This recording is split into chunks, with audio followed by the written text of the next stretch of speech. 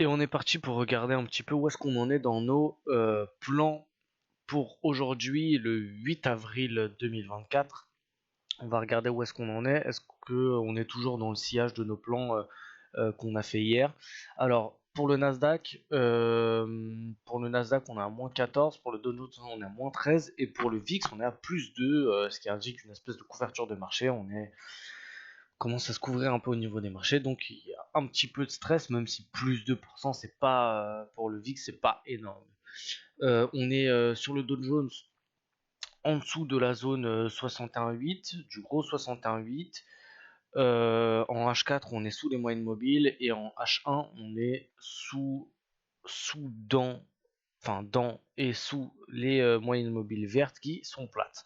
Donc on n'a pas trop changé nos plans là-dessus. On a un petit peu moins de poids un peu moins de probabilité d'aller chercher les 61,8 tout 100% pour le petit, pour faire un achat là-dessus.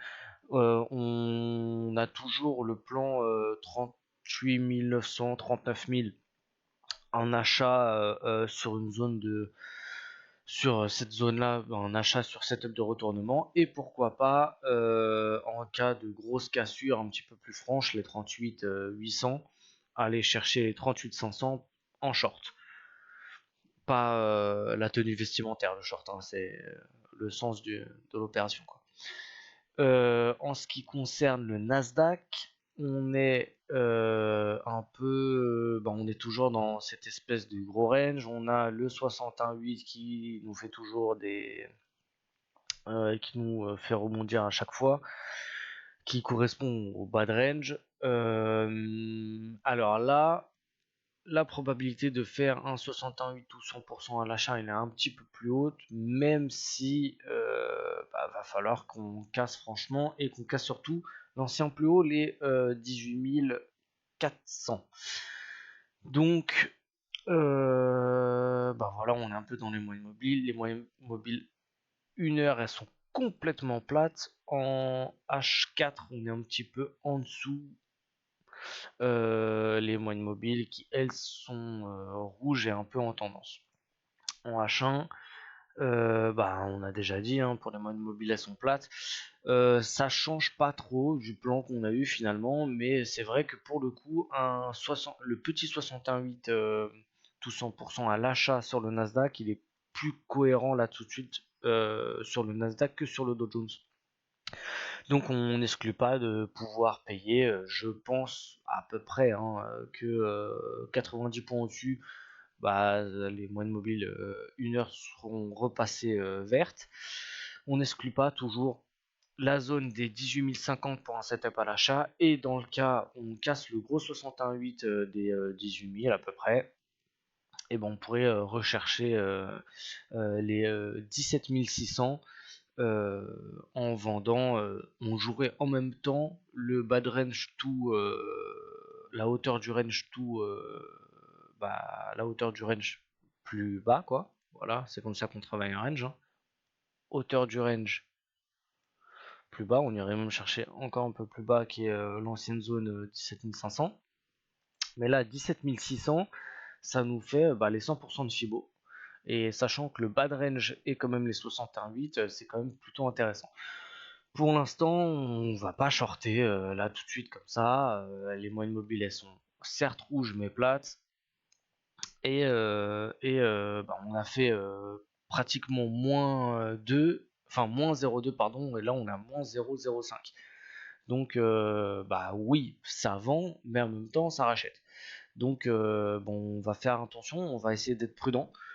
Pour la séance d'aujourd'hui, on va pas se jeter tout de suite dans la gueule du loup. On sait qu'on a des moins bonnes stats le lundi, parce qu'on essaye un petit peu d'aller peut-être un peu plus forcé, parce qu'on est pressé de faire du trading.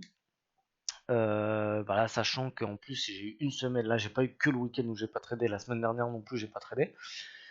Donc on va être on va tâcher d'être un maximum sélectif. Du côté du Bitcoin, on a bien cassé les 61, les 72, les 71 000, pardon, et on a répété les 61,8. Alors on avait déjà cassé hier, mais là pour le coup on a une belle bougie impulsive, et pour l'instant on est en train de tâtonner les petits les petits anciens tops là, 71 300, qui peuvent être un potentiel petite résistance, en tout cas un FVG potentiel.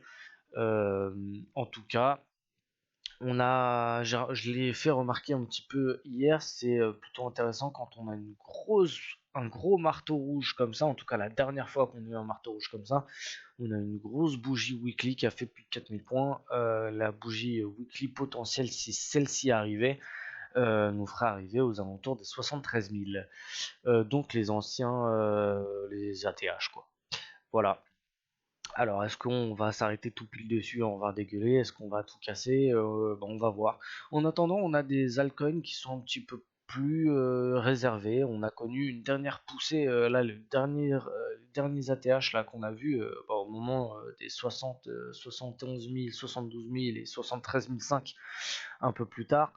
On avait des altcoins qui poussaient du futur. On avait des trucs qui faisaient du plus 5, plus 10, plus 15. Là, on est un peu plus réservé, comme pour le Solana, pardon. Bon, voilà, on a encore la petite zone des 170 qui fait support. On est en fait en zone de range, hein, grosso modo, entre les 200 et les 170, entre la TH et le dernier support. Mais voilà, on a quand même une belle surprise avec un Ethereum qui fait plus 3. Donc ça fait quand même plaisir. Un Ethereum qui fait plus 3, on a une espèce de une zone d'accumulation aux alentours des 3005. Zone des 61,8 en plus, si je ne m'amuse. C'est ça. Donc on a une zone d'accumulation aux alentours de cette zone qui était en plus l'ancien top de 2022 sur le rebond. Donc c'est plutôt intéressant ce qui se passe. On va regarder un petit peu au niveau du contexte. On est un petit peu dans le même délire qu'hier, hein. Voilà, ça suit un petit peu, ça suit son cours, mais avec des petites bougies vertes, voilà, qui sont à peu près entre plus 2,5 et plus 1,6. Je vais vous faire une autre vidéo pour les actions, parce qu'on a quelques trucs intéressants sur les actions, donc on va regarder ça, mais je vous ferai une autre vidéo pour que celle-là soit pas trop longue. Voilà. Bon courage à tous et très très bonne séance de trading.